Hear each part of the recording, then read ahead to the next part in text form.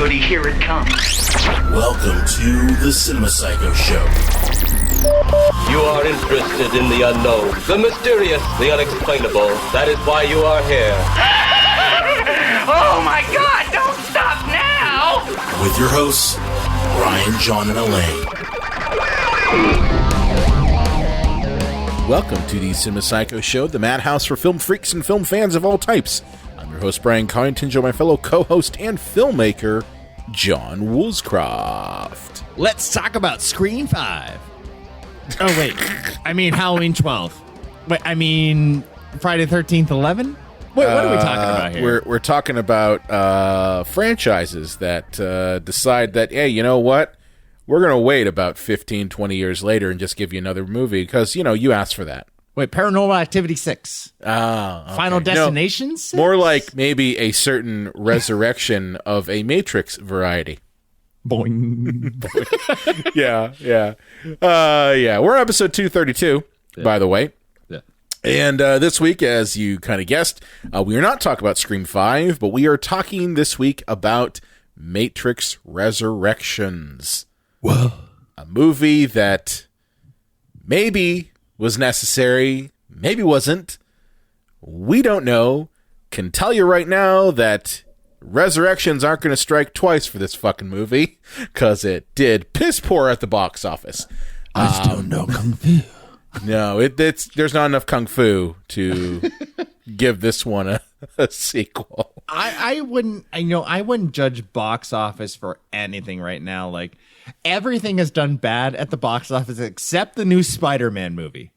Yeah. That's the only thing that has been gangbusters. And Yeah. honestly, all Hollywood's looking at is the China receipts anyways. So Yeah, but if there wasn't a pandemic, who knows what this movie would have done. dude, this budget was $190 million. It's only made $140.9 million. Well, they probably shot it in 19 before all this shit happened. Well, actually, if you look at the action sequences in this movie, they probably did shoot it during the pandemic because they fucking suck. Well, here's the thing. This was shot in the pandemic. Filming started in February 2020, but was halted literally the next month because that's when the COVID started. So, yeah, this was shot in the worst possible time. Hey, where's the architect to plug in a new Matrix without a pandemic? Yeah. You figured maybe you would have used McAfee to get rid of that bug in that Matrix, but no. Instead, they were working off of some malware bytes. But anyway, yeah, we're gonna be talking about this movie. I don't know about you, John, but I am a big fan of The Matrix up until, I don't know, halfway through Reloaded. Yeah. You're a big fan of, I don't even want to say this franchise. I just want to say you're a big fan of the first movie. The first movie. And for those who are dedicated listeners to our show, the archives, like on movies that everybody else loves, that other people, I didn't want to say hate because No, that was actually literally an episode we did. Yeah, I mean, but we used the word hate. I shouldn't have done this movie for the word hate because I just don't like it. I do not hate it at all. It was The Matrix, and I remember you just chewed me out. I did on that episode. I did, which is understandable because it's like, let me tell you something, man. And I think everybody who is a cinephile, if you will, or you're a film fan, you all have probably one movie that you remember being your first movie that you bought on DVD. Okay. Now, I'm not necessarily talking about, the first one you bought on VHS, although we might have older audience members who that's a big deal for them. But for me, growing up, when I got my first DVD player, which was a big deal because I saved up money for it and, got it. I think I was around I think it was 17 or 18 when I bought it. They were really crazy expensive back then. And the one I got was low end, bargain bin at Best Buy. It was an Apex, which they don't even make those anymore. But the point is that when I got the DVD player, I wanted to get a DVD, and so the first one I got was The Matrix, and I just know that I was like blown the fuck away by it. So everyone has that memory. Everyone has like one movie that's your first physical media you get on, say, a platform like a DVD player, or maybe again it's like a VHS player, but it's that first like physical media that you get. And so for me, my entire DVD collection with John, you've seen my DVD collection. It's pretty damn massive. Yes. So like, and good. It's not bad, you know? Yeah. I don't buy movies, physical stuff, if it's not something that is worthy of the collection. So the point is that this was the first one in that. So it has a special meaning for me. You know, I'm actually kind of embarrassed to admit the first film I got on DVD. What was the first one you got? Well, at first, the last film I got on VHS was the first X-Men movie. That's not a bad one to get. Yeah, I got that on VHS, and it was like right as things were trying. But I got PlayStation 2, and I was so focused on video games that I didn't care about movies at the time, and I wasn't. You were like a gamer, dude. Yeah, man. Gamers. I don't want chicks in my games. Chicks are stupid. They don't know what video games unless are. Unless you're playing like Tomb Raider and there's Laura Croft and her like, you know. Yeah, but she has boobs. Yeah. But that Christmas I got, because I was like super into Bond at the time, which I'm not anymore, but I got The World Is Not Enough was my first DVD. That's of course you did. And I hadn't even opened my PlayStation 2 yet. And my sister was like, we don't have a DVD player. And I'm like, I will when I open my PlayStation 2, bitch. But then I got Saving Private Ryan, Gladiator, and Silence of the Lambs. So I kind of made up for it. Yeah. The last VHS I bought, I think I bought a copy of the first Evil Dead. Oh, good call. Yeah. And it was at a I think it was at a Suncoast. And yeah, remember Suncoast, man? Yeah, like it was a Suncoast, and I'm like, oh shit, man, Evil Dead, I'm gonna get this on VHS. And then I was like, oh, why did I get it on VHS? Because then you upgraded DVD, and you're just like, oh man, the picture is 1,000 times better. Not really. Well, my local video store, like Papa Ops, which is the big one in my town. You know, do they still exist? No. Greg Ropp, he sold it when like he couldn't afford to get his back copies of VHSs on DVD. Yeah. Like he could get the new releases on DVD, but not the old one. So he was just like shut down shop, and he was selling everything. And I went on like the second to last day, and DVD had already taken over tenfold. But I got, I think like 80 VHSs for like, because each one was like a quarter. That happened at Hollywood Video in Cranberry too. Same deal. So I've got like Monty Python and Mr. Bean and so many things in my closet in my childhood home of just like, I'm like, oh, quarter for Mr. Bean? Yes, sir. Quarter for Monty Python episodes? Yes, sir. I will take whatever you have. Yeah. That's okay. I got Jess Franco's Dracula at the Hollywood Video on VHS. Oh. You familiar with that one? I am not. It is okay. So prior to Bram Stoker's Dracula by Francis Ford Coppola being the most accurate of the Dracula films, this movie, this Italian Dracula film starring Christopher Lee, was released. I think it was released in the 70s, and I remember seeing. I'm just like, oh yeah, I gotta own that. Christopher Lee, Dracula, Italians. I'm owning that. And it's so weird because it's got Christopher Lee, and they actually do the whole thing where, like Dracula has a mustache, and in every version of Dracula, he never has a mustache. This version, he does.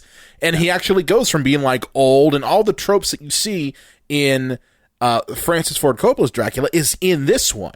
Like even the insane asylum part, although they did screw some things up, but crazy old Klaus Kinski is in it, You know who Klaus Kinski is, right? Mm-hmm. Yep. Okay, so he's in it. He plays Renfield. So it's makes sense. It's a really bizarre movie, but I got on VHS. The same sort of deal too. Hollywood was closing down. They were getting rid of a bunch of VHSs. I'm like, oh, I'm getting that. So yeah, I think I also got Orgy of the Damned or the Dead from that sale too. Wait, is that the yes, it is from our good buddy Ed Wood? Yes, it is. Yes, it is. His last movie, well, one of his last films. When he was a desperate alcoholic pervert, just he waiting always for a was. paycheck. He always was, but he's a lovable, desperate alcoholic pervert. Yeah, yeah. Yeah. But anyway, none of this has been actually about talking about the Matrix. Whoa. We just blew your mind there.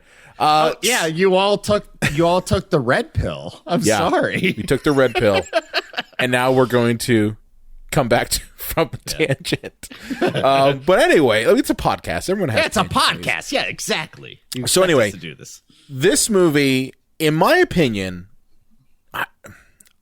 I'm kind of split on whether this movie needed to exist or not.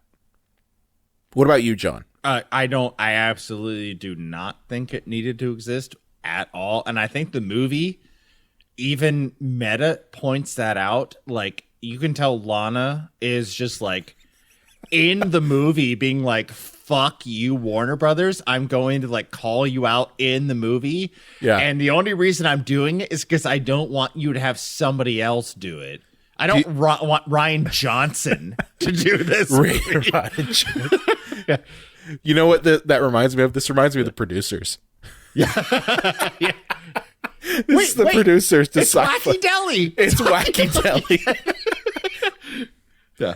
Well, here's the only problem though: is it's Wacky Deli, but like it actually like did the job, and in essence killed the franchise, which Wacky Deli didn't. So that's what I'm saying. Like this is technically the producers, but yeah, I'm torn on it because there were a lot of threads that were left behind in Matrix Revolutions, which if you haven't seen Matrix Revolutions.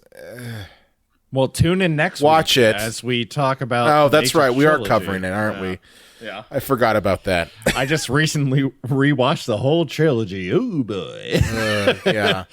Yeah. It's, as I said, half of Reloaded's good, but that's not. But Revolutions was the weakest one in the whole thing, at least in my opinion. I know there are some people out there that really, really, really bought into a lot of the hardcore stuff in Reloaded and Revolutions. I didn't. I like the ending when Mr. Smith overtakes Neo. Like, but the fight scene, when I just rewatched this recently, I was laughing my ass off because of the PlayStation 2 graphics. Yeah, that and like just like punching each other up into the air. It's Dragon Ball Z. I was like, this is so fucking dumb. I remember seeing it in theaters because I saw both of Reloaded and Revolutions in theaters. And Revolutions I saw with my mom and my brother, and I remember coming out and going like, yeah, it was good, but like it was fucking Dragon Ball Z, man. Like it's the worst anime I ever saw. Hey, shut the fuck up, man. You do not besmirch the name of Goku, okay? No. I'm saying that Revolutions was the worst anime yeah. you ever saw. Yeah. No. Yeah. I don't know anything about Dragon Ball Z, so I can't trash talk. Oh, anything. yeah, you can't trash talk. It's good. Yeah. It's great stuff. But yeah, so anyway, like Revolutions ends with Neo in essence sacrificing himself, getting assimilated by Agent Smith, which causes a chain reaction of exploding Agent Smiths, and it ends up in fact it's hard to explain. But anyway, Neo's dead. And Carrie-Anne Moss, Trinity, is dead. Like she's super dead. She's not even like impaled by like 19 rods. Yeah. Like, she's super dead. The only people left alive are Nairobi and Morpheus. That's it. And I mean, you know, obviously, like, you know, that annoying kid in Reloaded and Revolutions that hated him. Yeah, I hated him.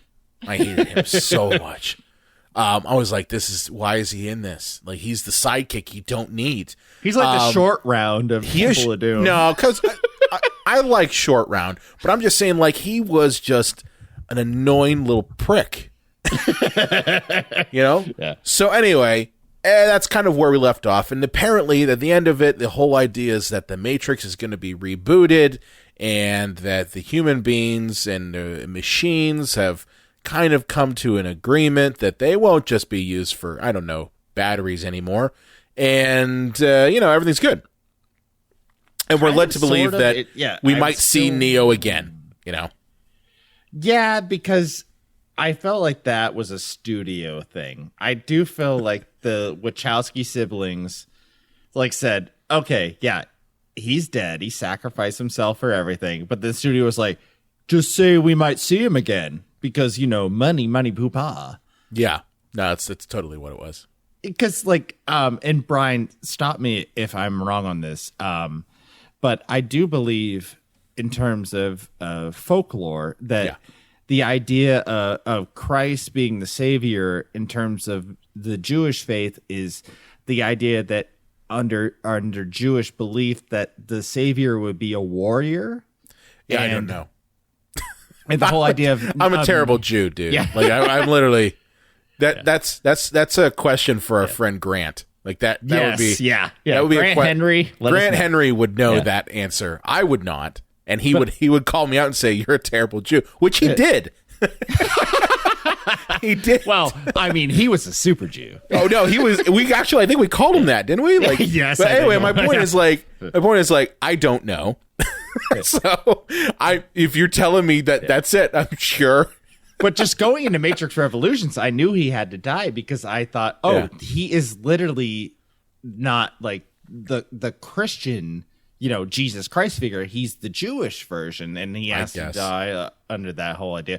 Which, by the way, all of you assholes out there, Superman is the Jewish, savior. He's not Jesus. He was written by two Jewish men who wanted a Jewish hero. Yeah. So stop putting Superman in front of the fucking cross, you fucking Do they assholes. do that?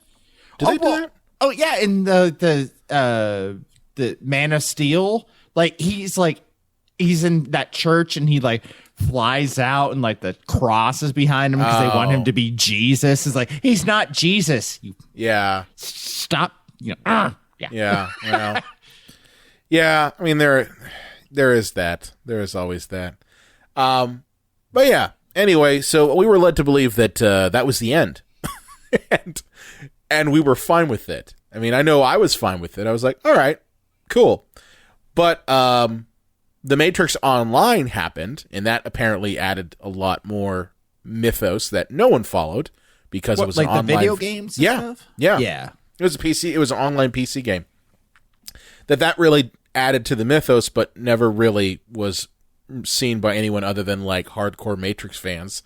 So nobody thought there was going to be another fucking movie. No one did. No one did. So ultimately, what we get is a movie that comes out of nowhere, and honestly, it's really kind of seen I don't want to call this a cash grab because clearly it has not succeeded at that. But at the same time, it's kind of a mixture of both. I didn't hate this movie with a passion. I thought going in I was going to hate this. I really did. I thought I was going to have Revolutions level hatred for it. Yeah.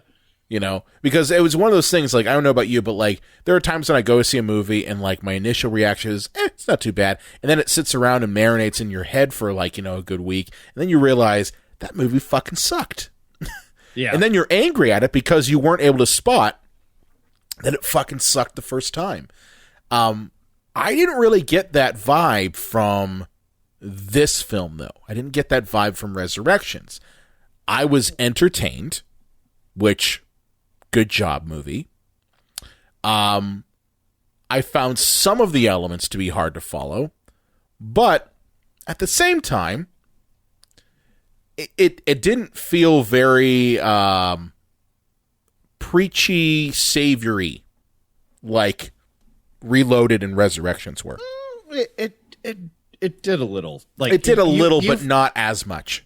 You did hit on quite a bit there, and I will say that watching this, I think by the end of the first act, I thought, oh, this is a cash grab, but not by Lana, by Warner Brothers. And Lana just fucking flambéed them and be like, yeah, hey, I'm going to let everyone know that I didn't want to make this movie. that you were going to make it without me. So I made it, and fuck you, Warner Brothers. Well, here's the thing. It was produced and written and directed by her. Right. So, but I bet Warner Brothers said, if you don't do it, we technically own it, and we will have Ryan Johnson show up. you really don't like Ryan Johnson, do you? No. I mean, Knives Out was great, but fuck that guy. So, yeah, I mean, what were your kind of just initial thoughts of watching this one before we get into kind of the plot of this movie? Yeah, well, the thing is, I had the luxury, say, unlike you, who was a big fan of the first film, of just going in and being like, well, let's see what happens. And I tried to turn off my cynical brain. That's hard for you to do.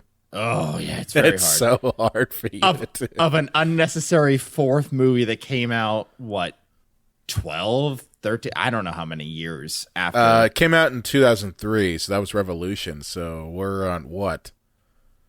18 years? 18, yeah, something. Yeah, that's something. Math. I don't do math. Math is stupid. Math's for losers. But yeah, 18 years after the fact. And and it's so easy to be like, Halloween 2018 is a sequel to the first movie, but it's called Halloween. And I think that they're coming out with a Texas Chainsaw Massacre sequel. That it's a sequel just to the first movie, but they don't need that.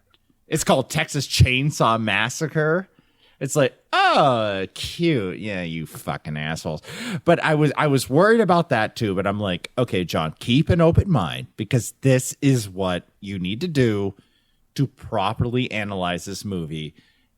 And I thought after it was over, initially, I thought, what a honking piece of shit. But then after I thought about it for a while, I almost admired Lana trolling Warner Brothers. And I feel that this movie might be the biggest practical joke in the history of movies.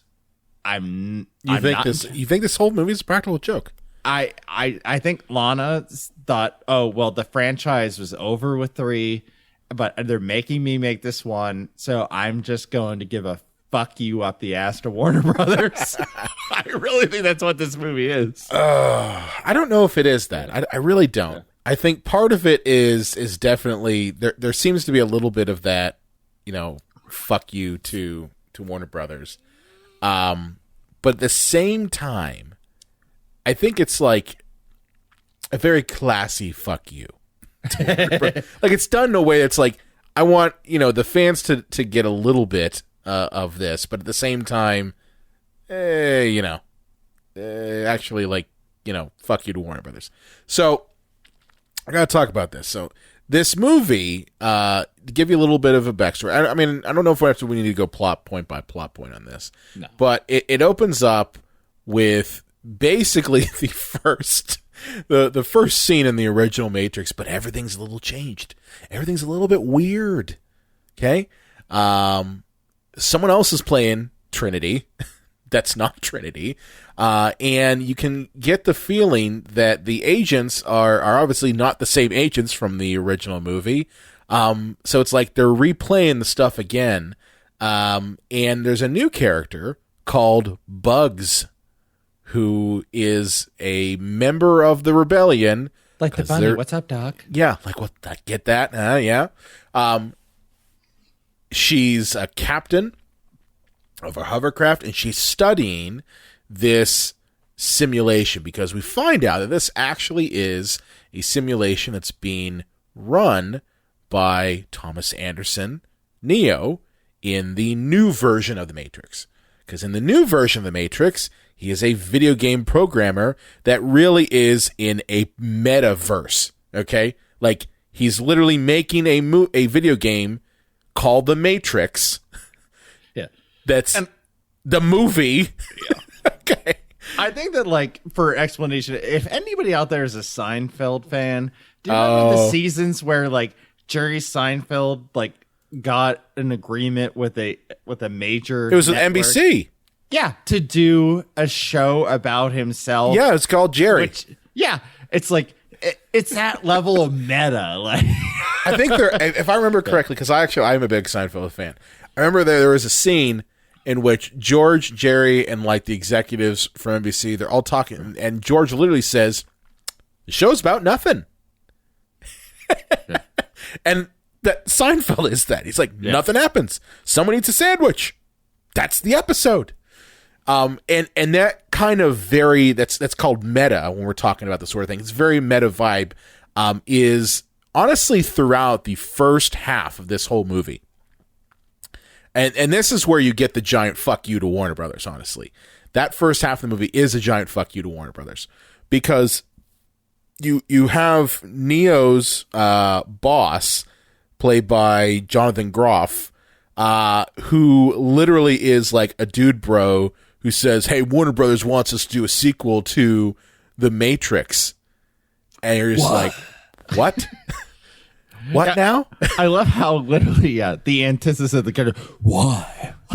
Basically saying what the audience is saying watching it. Why make this movie? Yeah. I'm like, Yeah. ooh, that's kind of a weird thing to do. And he even says like, well, money. Like that's pretty much it. I hate to put it in like wrestling terms, but like if the champion was challenged by somebody and he's like, "I want your belt," and he said, "Why the fuck should I wrestle you?" It's like, oh, well, that match is gonna suck because he doesn't care about his opponent. And like if he's saying Warner Brothers wants to make this movie and the main character is basically saying, "Why?" It's like, oh, why am I even watching this? Yeah. So this honestly brings up a lot of anxiety and stress in Thomas Anderson, because we realize that Neo is he's dealing with some problems. He's dealing with a lot of problems. One, he apparently has like a lot of mental health issues that have been kind of shown on screen. Like there are times when his face is changing and he's looking in a mirror, or he gets, the feeling that he's getting flashes of previous memories, which honestly are just like stuff from the first and second and third movies. And he has a psychiatrist. This movie's a clip show. It kind of is. It kind of does do a lot of that, which I think they kind of like started out with. That might be a clever technique, but at the same time, it's like, relied on a little too much. It's like too much. The show Dexter, and I apologize for the audience who has not seen Dexter.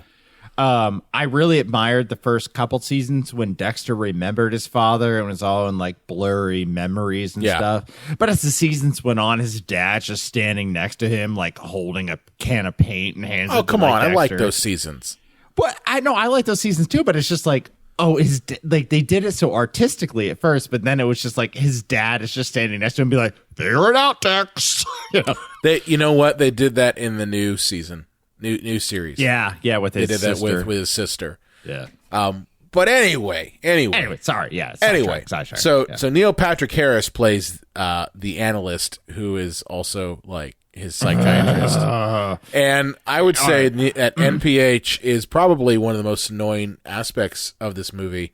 Can I just? I'm sorry. Oh yeah, you want to jump in, man? Yeah, I gotta interrupt you. Could they have been any more fucking obvious that he's not a real therapist than his bright blue fucking glasses?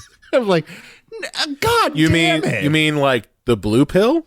Yeah, and the blue glasses. Yeah, and the thing is, like later in the movie, and he's like, "You're having a psychotic break. Like, stay with me here." I'm like, that scene would have had more impact if I didn't already know that he was a goddamn part of the Matrix because there's goddamn glasses.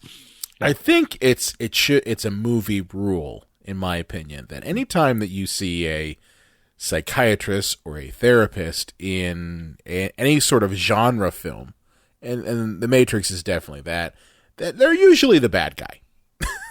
I either that or they're not helpful at all. I mean, it's a trope for a reason. Yeah. Dear audience, my mom is a psychologist, and I can tell you by being raised by her and the things she says, 98% of psychologists and psychiatrists representation in movies are wrong. I was going to say, your mom, whenever you go see a movie that you know that has a character who's a psychiatrist or a psychologist, you're probably just like, oh, fuck, mom is going to just say everything. She's not going to stop talking throughout the whole movie. But anyway, getting back to it, NPH, also known as Bad Guy McBad Guy, he, is prescribing Thomas with a bunch of pills to kind of keep his memories and his trauma and all of the things under control. And it's slowly driving him insane. It's making it worse, honestly. Because at the same time, Bugs is trying to infiltrate and kind of get. I'm sorry. Just the whole fact that I'm calling her Bugs. I don't even mean to laugh. I did not mean to interrupt you. I'm sorry. That's her name, man. She's trying to basically get Neo out of this new version of the Matrix, and she has some help with. I'm going to call it exactly what it is. Wish.com Morpheus. Can I call it that? I mean, I think you should. Like the bathroom scene when he comes out and does like the line, he's like, "Oh, I know it's not as good as the original," and like meanwhile all the action is going on. I'm like, is this a fucking real movie that I'm watching right now?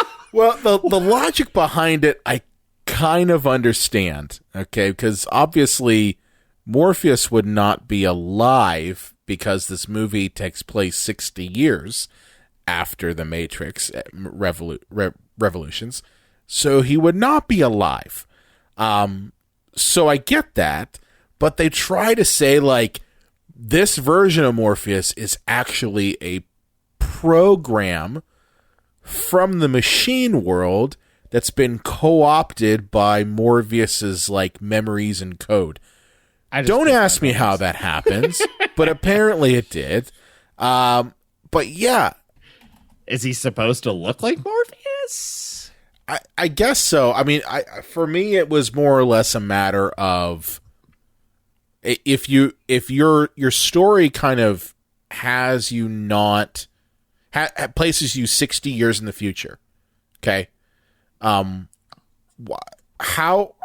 would you even attempt to put Morpheus in it if clearly his lifespan would not last 60 years?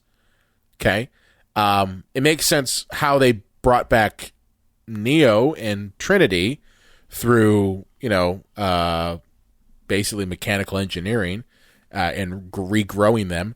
But at the same time, that never happened to Morpheus. So like, why would you even attempt to bring it back? It didn't make any sense to me, And I guess the idea is like, oh, Neo, this is what you understand. Like, this is something that you've had from your past. Like, I hate to mention this movie because, goddamn, like Terminator 3, Rise of the Machines, it's kind of like, I was brought back because your memories when you were a child. I look just like the T-101.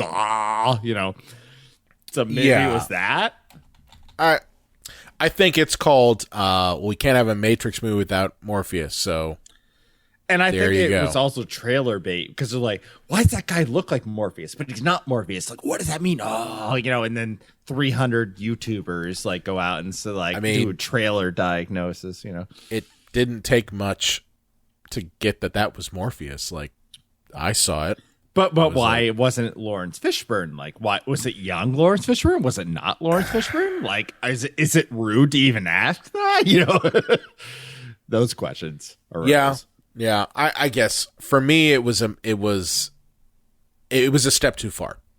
In terms of suspension of disbelief with, let's be honest here, when you're watching a Matrix movie, that's pretty much all you're doing is suspension of disbelief.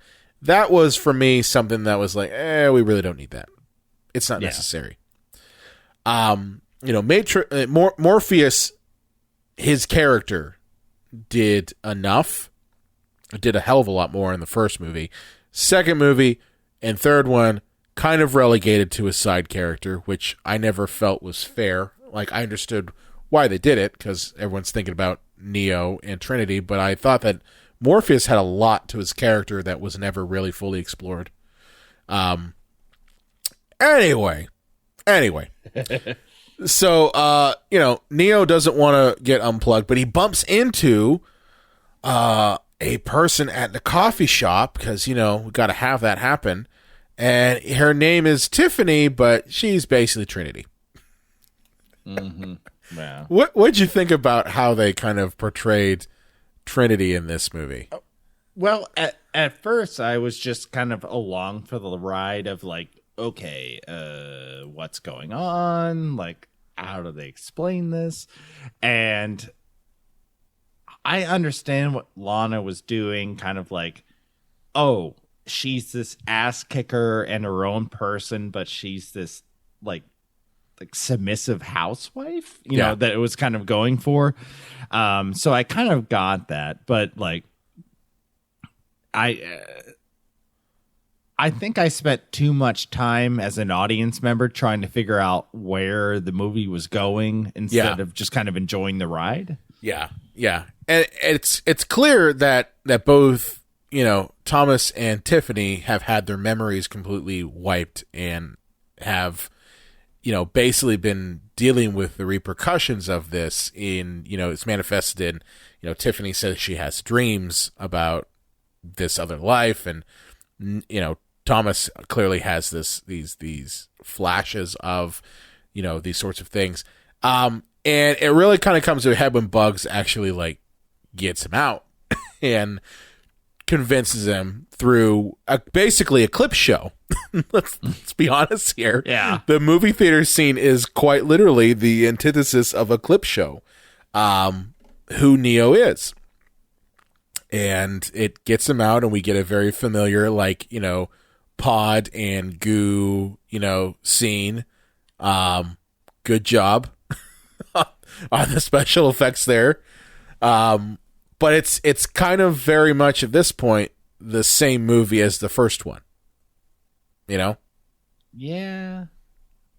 And I don't know about you, but I laughed my fucking ass off on the robots they had on the ship that were like pets. Oh, yeah. See, here's the thing. I didn't have a problem with that. I did not have a problem with the robots. Here's the reason why. Okay, because it kind of fit with the mythos that was set up. Okay, the mythos that was set up with Reloaded and Revolutions, is basically that, it can't be one or the other.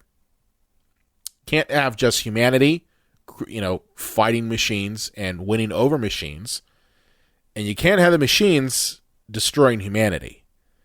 So it's like, there has to be some kind of balance.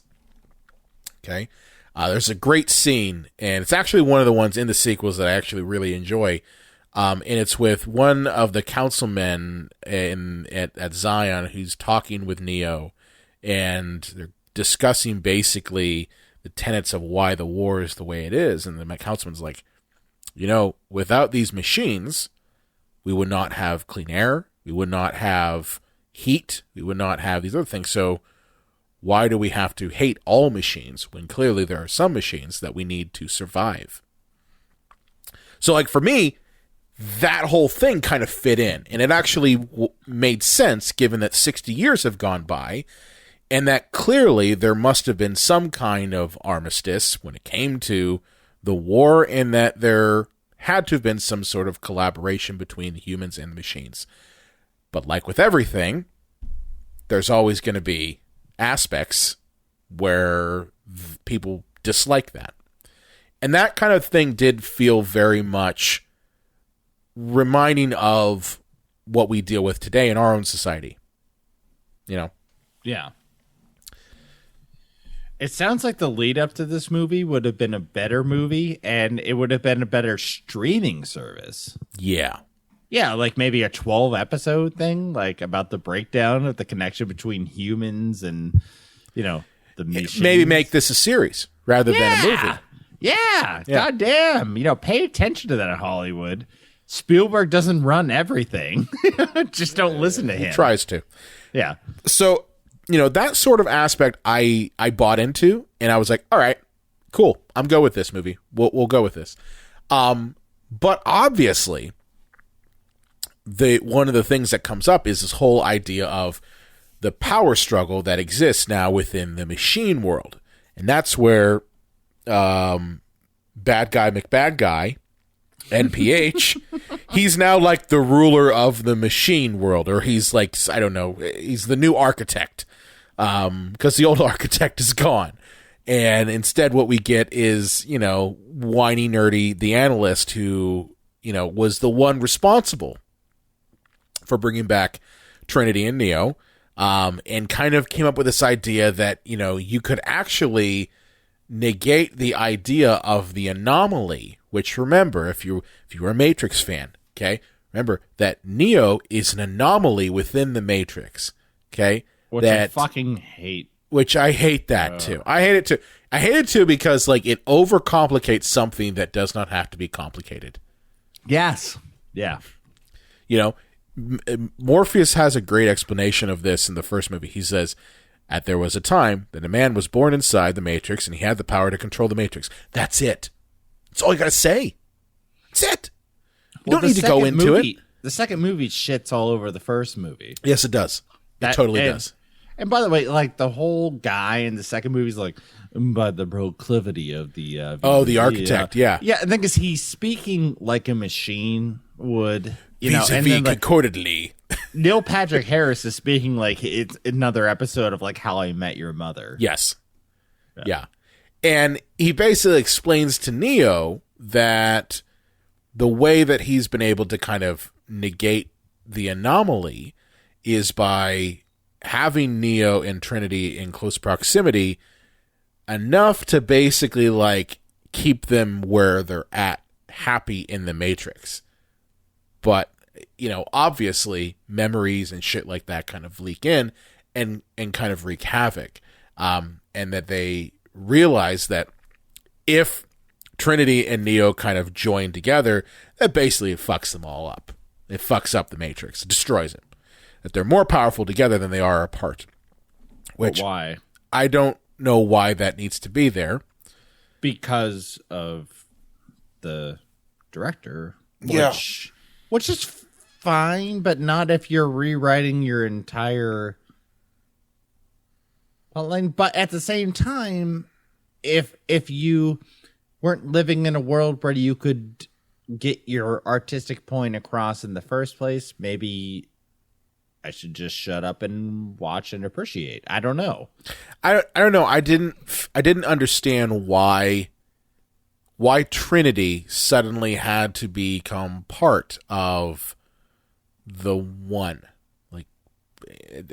That whole concept, that was set up was Neo is the anomaly, and that since the anomaly it exists there, it's a singular person. That's the whole thing we've been taught in these movies, and they kind of throw that out the window. And I get why they did. They did it because they wanted to make Trinity not just helpless damsel in distress. Well, I think it was two Which genders. I get it. Non-gender. What was that? Two genders meets non-gender. It's beyond gender identification, that man and woman together, and then is that. And I could be horribly wrong on this, and audience out there, please tell me if I am, and do not be afraid to tell me I'm wrong in any aggressive way. I think it's, Lana Wachowski's way of saying, I don't have to hide what I'm saying any longer, is that this is man and woman together. This is all gender and non-gender together. That's an interesting way of looking at it. Yeah. I mean, there have been a lot of people that have said, and I think it may have been Lana Wachowski that said this, that the Matrix is an allegory for trans people. Yeah. So, I mean, that I get that. I understand that. And that might be it, is that this is, obviously writing that's have evolved over 20 some odd years. And that might be the case. I just know that how they explained it through the story didn't make sense to me. It didn't, like, that was something I'm like, okay. Agreed. Yeah. You know, it didn't make sense.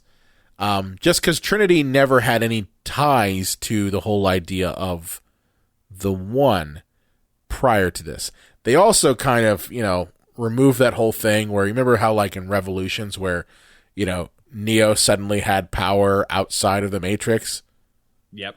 Like, they got rid of that one, too.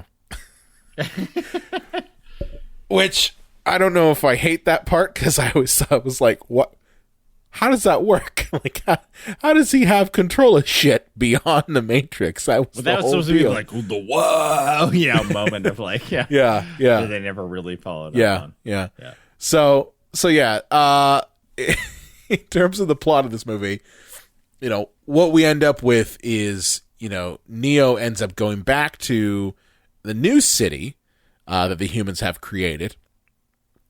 I forget the name of it. Oh, it was an IO or something. Yeah, something like that. Yeah. Ask Jada Pinkett Smith. I can't remember. Yeah. And Jada Pinkett Smith is there. She's there. Yay! Remember Niobe, her? Kinda. Under a lot of prosthetic makeup. I gotta say, I'm glad that they did that. I'm glad they didn't just CGI her, because they could have. But yeah, so they take them back to, you know, when I'm saying they, I'm saying Bugs and her ragtag crew on her ship. They take her back to the human city, and basically, you know, Neo gets the rundown of everything that's happened in the you know, past 60 years. Okay, and that humans and robots are living together, and there's some weird shit on the horizon with, you know, Neil Patrick Harris. And Neil Patrick Harris basically wants Neo back in the Matrix where he should be. He doesn't want him out. So he threatens Trinity with the weirdest power that I don't know why it's there, but apparently NPH has bullet time powers. Which, by the way, bullet time is only something that was coined after the movie It was out. a visual effect thing coined. Yeah. It's not part of the movie's universe. That's It's not. Weird. It's no one ever says I'm using bullet time powers. Like, no one ever says that. So I don't understand why they had to say that. The only thing I can guess is that, again, because of the precedent that was set at the beginning with you know, the Matrix being meta, that term was used. Well, most of the audience are idiots too. Yeah. I didn't get that part. I was just like, why the fuck are you calling it bullet time? Why don't you just say, like, I'm faster than you? Could have been that. You could just say that. You know. But anyway, NPH is kind of a dick in this. And I didn't even mention, I got to mention this before we kind of get towards the very confusing ending. But I forgot to mention that Smith is in this. Kinda. Yeah, god damn, how we have not mentioned because this. I tried to listen, man. Like, I tried to get to the meat and potatoes of this, and I was like, we got to save our dessert. Which I got to say, Jonathan Groff, I'm sure that he is a fantastic actor. I liked him in Mindhunter. I haven't seen Hamilton, so I can't say. But he is great normally. Yes, is he great in Hamilton? Yes. Okay. Yes. So I can't say anything about that. But he's literally doing an Agent Smith Hugo Weaving impression. And it's terrible. It's god awful. Like, he's literally Mr. Anderson. Oh god. What were your thoughts, John, on that? Well, even more so than that, like how certain characters came up for like quick cameo spots. Oh, like, no. I'm the Frenchman. I'm the vampire now. It's just like, did we really need this? Like, no, that was okay. You remember how you were saying a couple minutes ago, like, this was a fuck you movie? That was a fuck you to the audience, because we did not need that. at all. We didn't need the Merovingian popping up going, I'm all crazy now. Look at me. I was fancy. Now I'm crazy. We didn't need that. Well, it wasn't necessary. Do we even need like Agent Smith in this movie? I thought that was the whole point of the original. That was the whole point. That was the whole point. The whole point of the third movie was to rid the Matrix of Smith. That Smith had basically become a virus. That's what he had become. And that was the whole thing. That was the ending of the movie. So to bring him back makes zero sense. Makes zero sense. Yeah. The only thing I can guess is that, again, it was we got to have Smith in this. Yeah. Isn't he dead? The studio everybody's coming on it. I guarantee. Everybody's coming back. Yeah. So, but yeah, we Jonathan got to Groff, give him Darth Vader. We got to give him the audience who knows. Yeah. Yeah, but he did not do a good job. I'm sorry. He didn't do a good job. And then he actually becomes like a savior at the end of it, which I'm just like, what the fuck? Yeah. Like, he's the hero at the end of it. He helps Neo. Like, why? That's completely against the character. Yeah. So the ending of this, let me give you the caper here. Okay? 'Cause that's kind of what this ending is. Neo wants Trinity out of the Matrix. NPH, bad guy, McBad guy, does not want to do that. He wants Neo back in. So Neo, along with, Bugs and Wish.com, Morpheus, and I forgot to mention this, Priyanka Chopra Jonas, Sati. Remember Sati? The little girl from the third movie? Oh, yeah. Yeah, she grew up. Only because of the flashback. Because the flashback I would not had have it. known. Yeah. Yeah. But yeah, she shows up and she's basically like the Oracle now, the Last Exile program, and they're going to help Neo get Trinity out of her pod. Reasons. Okay, because if Trinity realizes her memories and like they come together, then I don't know, like that they got superpowers and they beat the shit out of everybody. That's basically it.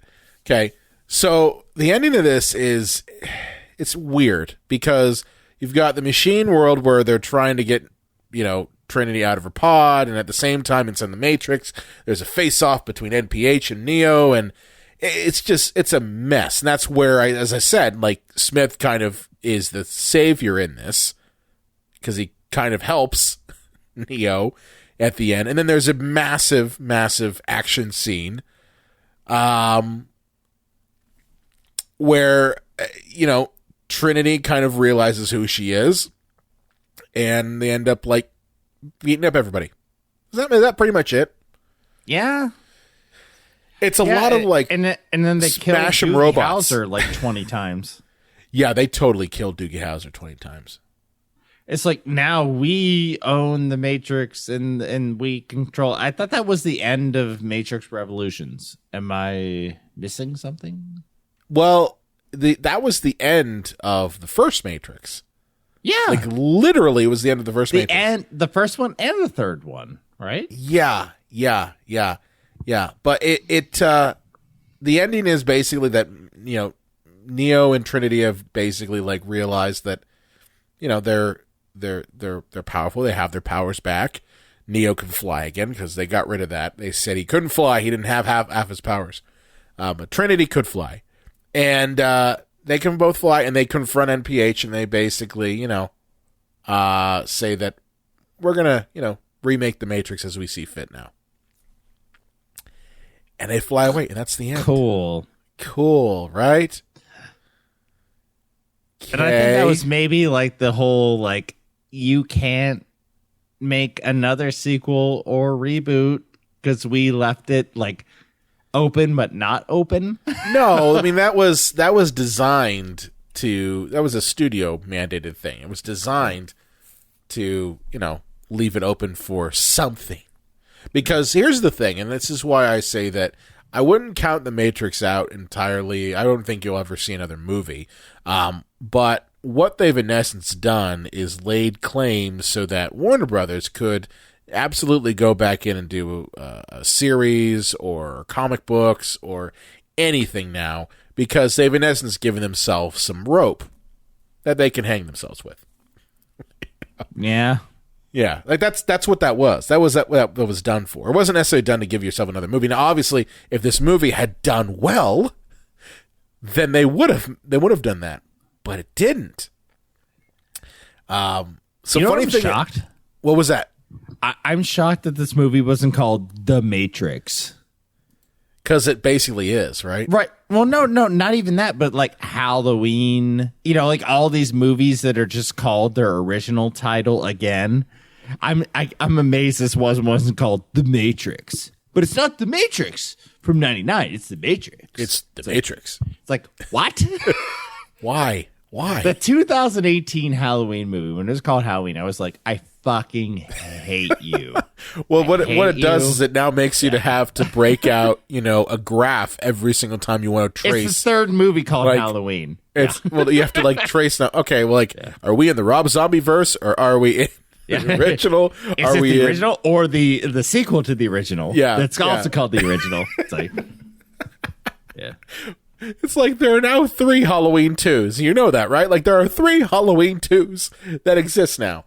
But and 3 Halloween ones, yeah. yeah. Texas Chainsaw, I think, is probably the worst of the mix, though, because there have been, at least in the past, 20 years, at least 3 completely different, Texas Chainsaw movies that have come out that make no sense. Yeah. Well, dear audience, if you are watching this and you are listening to this, and you have never seen a Texas Chainsaw Massacre movie, just watch the first one. You're done. Watch the first one. If you're in the mood for goofy shit, watch the second one. Second one's not bad. And if you're in the mood for other shit, watch the Matthew McConaughey one. Hey, I love that one. That is. Pardon me. No. Here's the thing, man. That is guilty pleasure right there to watch Matthew McConaughey, at his most McConaughey'd back when he was not a star and just going fucking nuts. He's just going crazy. He's saying, "Get her, leather." And he's got remote controls to control his leg. It's so crazy. And then Renee Zellweger's in it too. And, having to get upstaged by Matthew McConaughey. Oh, God. It's a good one. Yeah, that's a great one. But anyway, I want to talk a little bit about how this movie performed. As I've basically been saying, that didn't do too well. Now, there have been a lot of people who have come out and, kind of given their 2 cents on why this movie didn't perform well. Okay, so for one, this movie, again, had a budget of $190 million. And it's only made about 140.9. That's real bad.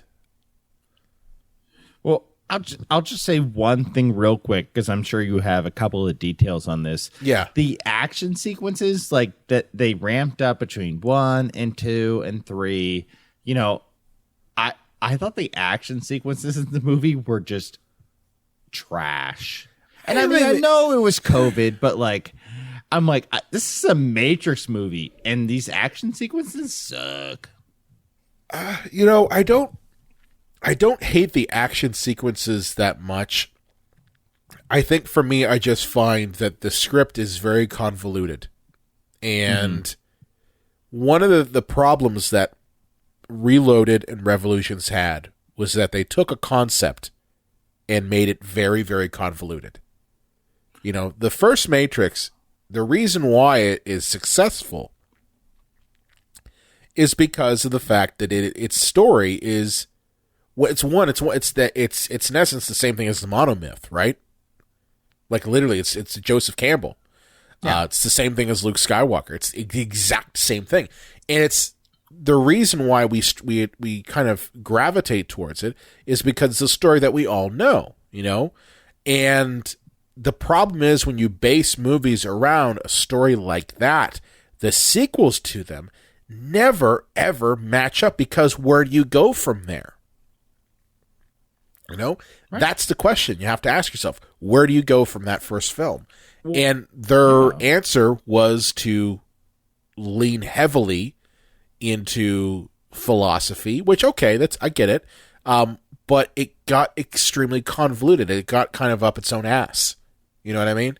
Well, the second film completely contradicts the first film. It does. And it just, and the problem is the first film doesn't leave room for a sequel. By the end of it, Neo is the ultimate destroyer, which I think is the whole purpose of destroying. Yeah, it's over. I mean, honestly, like that literally, that's why, honestly, like 1999 might be one of the best years in movies, period.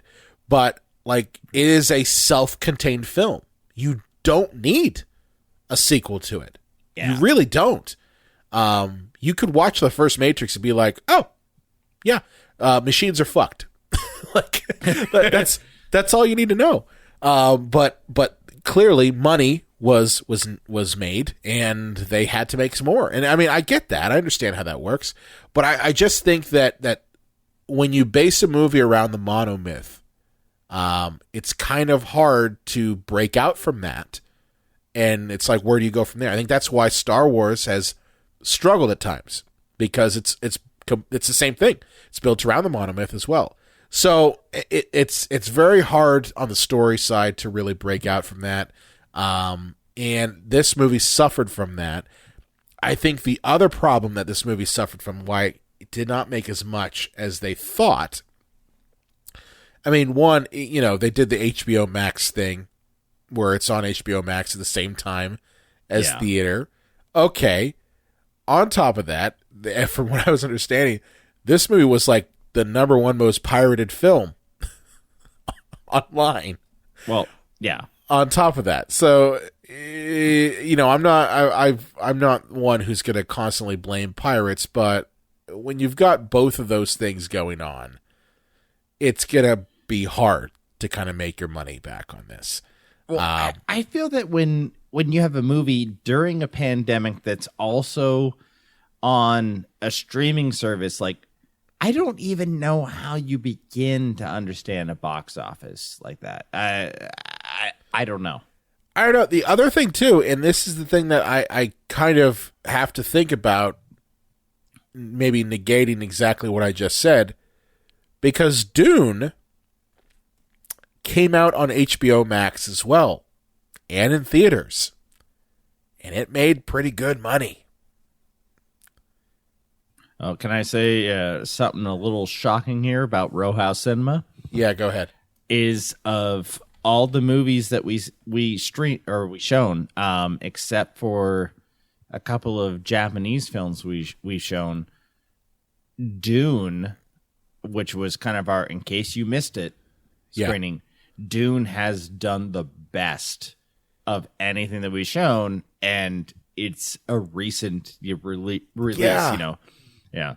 That's what I'm saying. It's like, you could blame HBO Max, okay, but at the same time, Dune had this exact same opening as The Matrix Resurrections did, and it made $397 million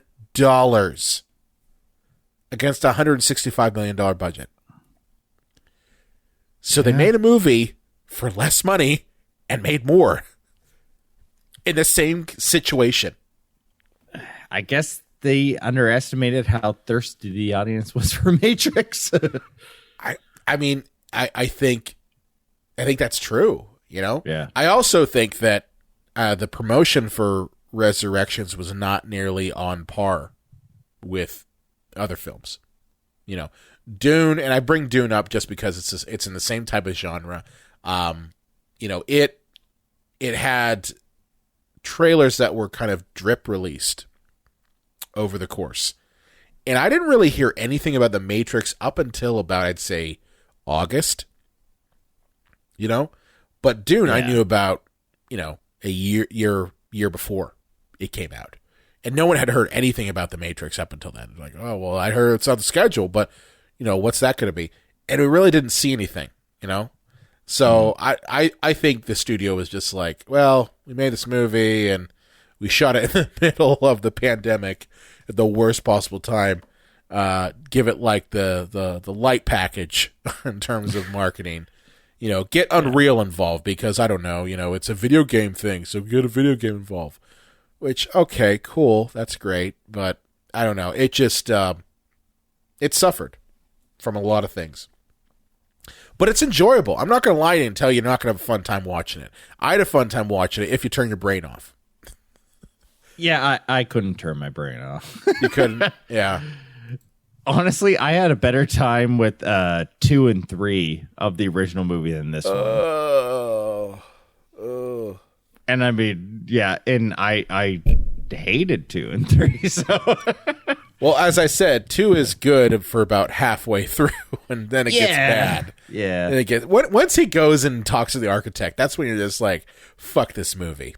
I think I literally was in the theater going like, what the fuck is going on? I waited in line for that movie, and I was like there with my popcorn and my soda, and when Trinity like crashes her motorcycle into that thing and explodes, I'm like, yeah, fuck yeah, Matrix, yeah. And I'm like, about 15 minutes later, it's like, oh no. Was it when the giant sex orgy in Zion happened? Because that was also something I was just like, okay. I think it was when there was 10,000 Smiths like fighting Neo in a schoolyard, and I'm like, oh no. Yeah.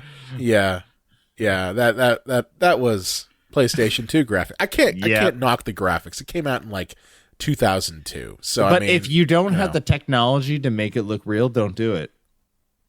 True. You got a good point. You got a very good point. Yeah. Well, this is a fun episode. I doubt we will see the Matrix resurrected a second time. Brian, do you want to take the blue pill and talk about the original 3 films next week? I think you mean you take the red pill. Oh. Yeah.